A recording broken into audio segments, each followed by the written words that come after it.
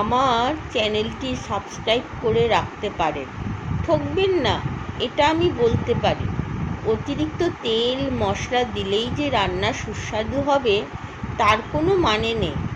এতে বরং শরীর খারাপ হওয়ার সম্ভাবনা থাকে।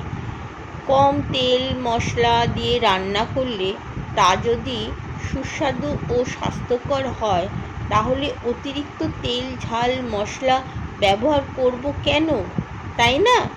রান্না একটা শিল্প। ভালো রান্না সুস্বাদুযুক্ত করতে গেলে প্রচণ্ড ধৈর্যের সঙ্গে রান্না করতে হয়। ধৈর্য ধরে রান্না না করলে সুস্বাদু হবেই না। সুস্বাদু রান্নার আসল কৌশলটা তো লুকিয়ে আছে ভালো করে সময় দিয়ে মশলা কষানো।